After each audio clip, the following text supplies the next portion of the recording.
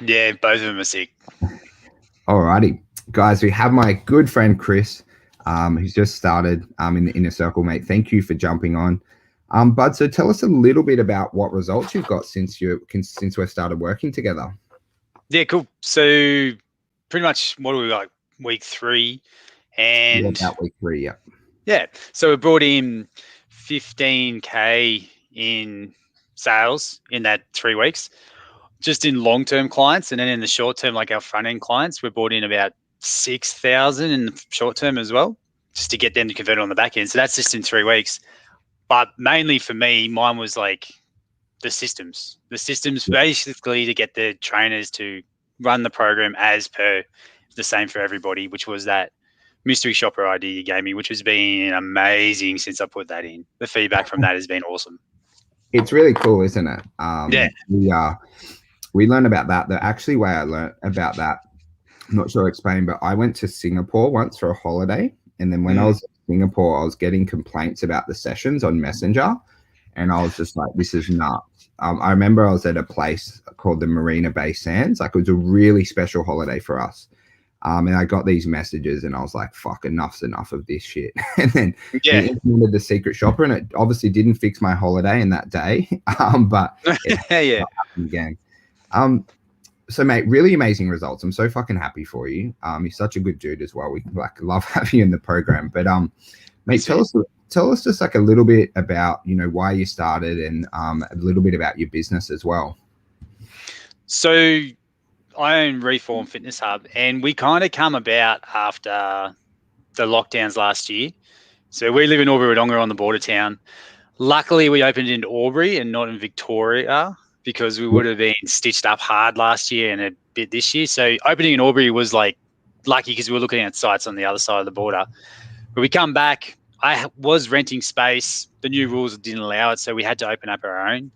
And we come back with 40 out of 60 clients when I was starting to get back into in-person training after being a stay-at-home dad. And then sort of started running ads and stuff and filling up. And the issue I was having was we were getting people in, which was fine, but our retention was pretty good, but I just thought it could be better. And then having the same experience for everyone. So I could do the same experience for everyone up to maybe even at a stretch 80 people. I could give the same experience. But then when it got past that, it was just hard to give everyone the same thing. So I needed to, like, our lead gen was good. I needed systems to make sure everyone was getting the same service no matter what.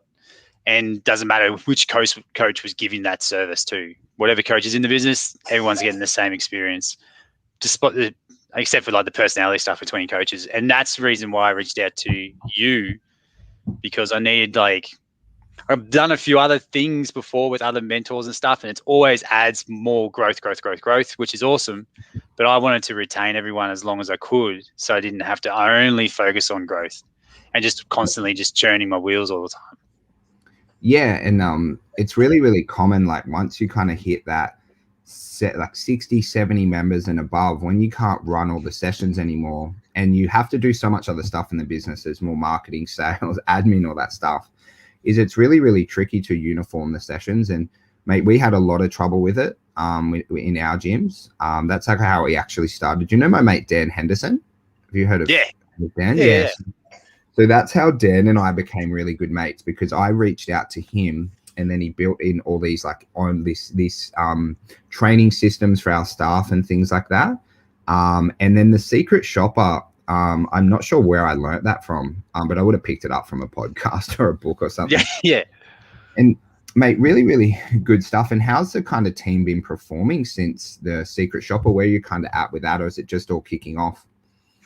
It's just all kicking off, but there's like things we've already changed and tweaked for the stuff I didn't even realize was going to be an issue in the long run. So just little things like weirdly different soap in the bathroom, like stuff like that, which doesn't make any difference at all what kind of soap's in there. But to retain clients, there could be just that one thing that pisses them off every time they come, and then just leave because of something so small. But with the staff, even doing those one-on-one, even though we were doing one-on-one chats, but going into those chats and talking about what the feedback is, and then also going through our whole exercise curriculum and having exactly the same coaching standards and the same language. And I was like, you can talk to them however way you like, but when you're coaching the movements, keep it to the standard. So when they get me or you or whoever, they know exactly what they're getting. And then one of the feedback in the early Secret Software was my style of coaching to deliver it was simpler and easier than Alex's style. So now I'm just teaching Alex that style of getting the information across in a short amount of time without overwhelming them. And that's what we've done since then. And since then, everyone's just like, not what we were seeing was people were moving more towards the sessions I was doing and less moving away from Alex. And now they're starting to sit even, which is good. Yeah. So I don't have to feel like I have to do all of them. Yeah, and it's so common that happens, especially with, you know, owners within the business. You've done so much self-development and have so much experience where often when you try and release yourself off sessions, more people just go to your sessions, and it's like doesn't really kind of solve it. You're just like, oh fuck, like what do I do here? So I totally get it, mate. And mate, with the program, what kind of things do you enjoy most at the moment about the Inner Circle program? The check-ins, the regular check-ins with you, like even text message, email, whatever it is, daily.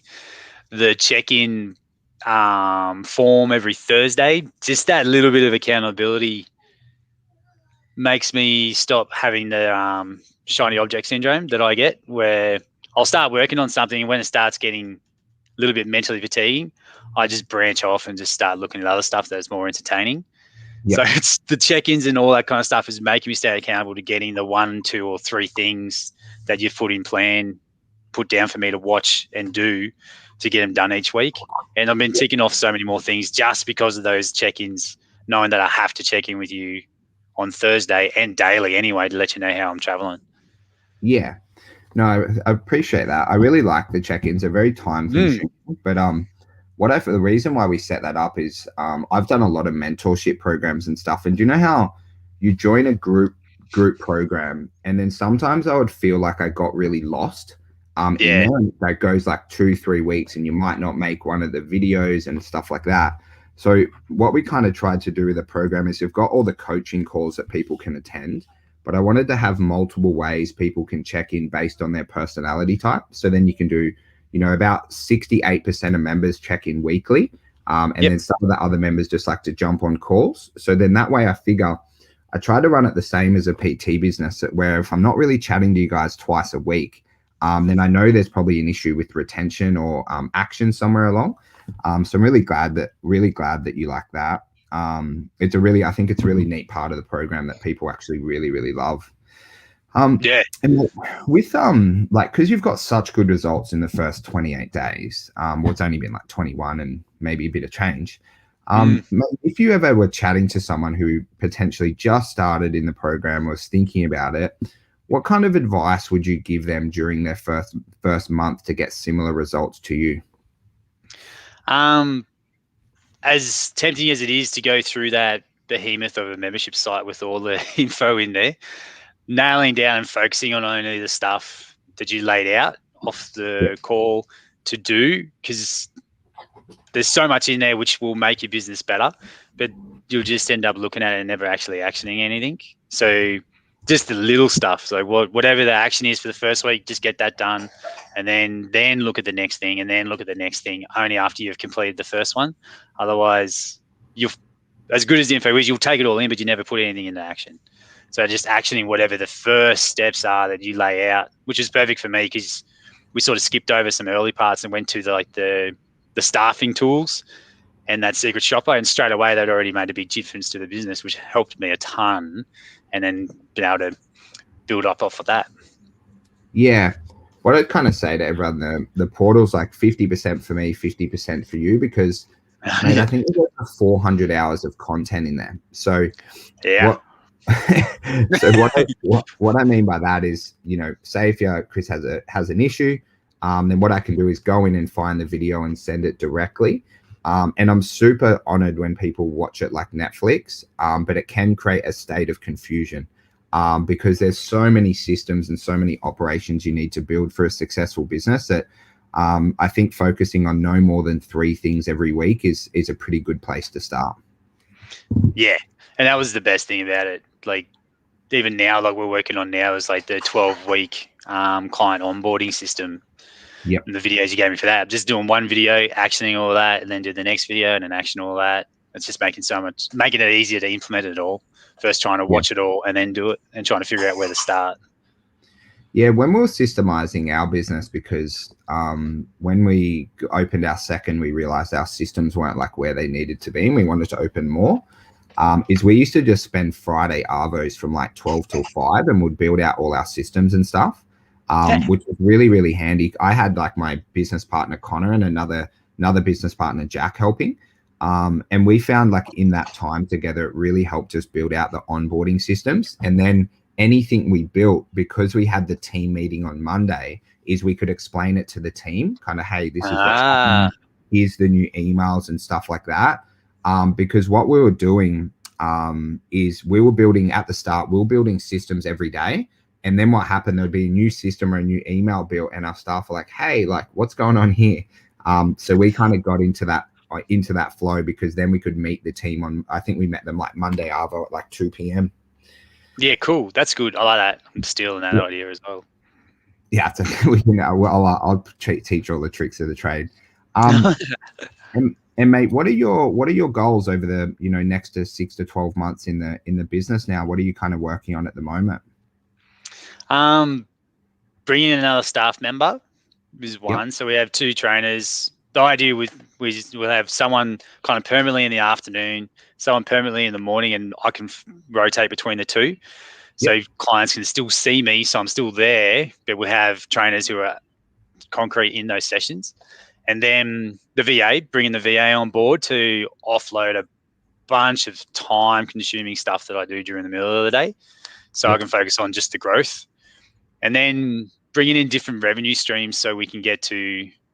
So we've got a bit of a balance. Right now we've got semi-private and nutrition, but I want to be able to bring in not large group training, but small group training up to 10, mobility sessions as well, stuff like that, just so we got a lot of different things going on and different ways for people to come into the business, and hopefully they can stick around.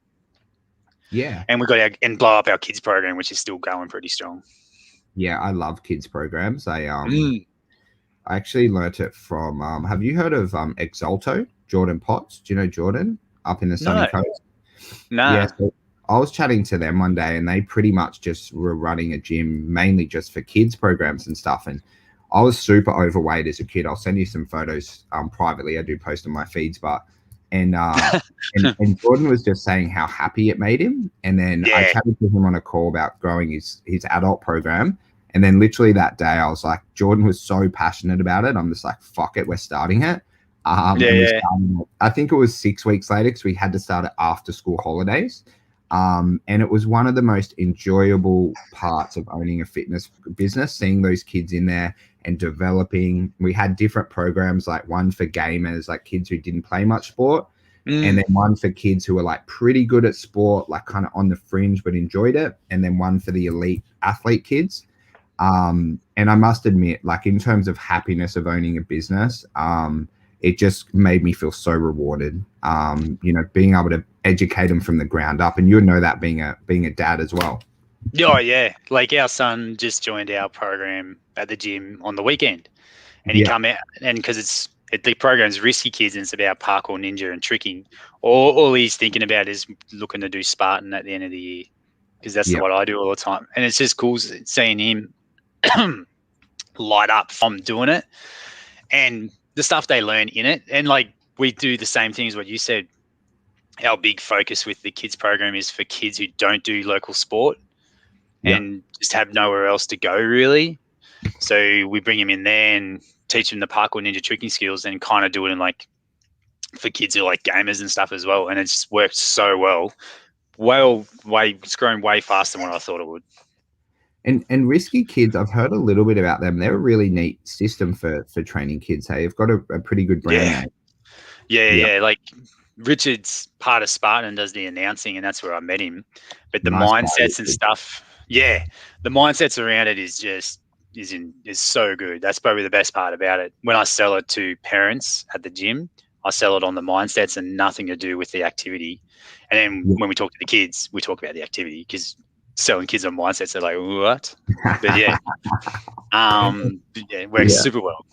That's good sales ability there. And so Spartan do races for kids, do they? Are they like shorter, like 2-3K or something? Yeah, so there's a couple of versions. They got like the teens, which sort of do like an abbreviated version of what the adults do. You can Yep. jump into the adult once you're 16. You can start doing the longer courses anyway. But yeah, Yep. then there's like a really young version, which is, I think it still is, that used to be at least, was like the inflatable obstacles, where they run around, say like a footy oval, and they do all the inflatable obstacles and still do rings and things like that. And it's pretty cool. They get a ton of kids down to it. Well, at least Yeah. they did before all the stuff happened Totally. last year. Hopefully we should get a lot this year as well.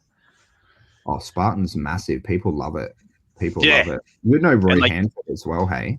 You know yeah, Roy? yeah, just from Spartan, yeah, racing against Yeah. him. Love. I've worked with Roy for like 3 years now. He's a good Yeah, dude. yeah, He loves yes, Spartan.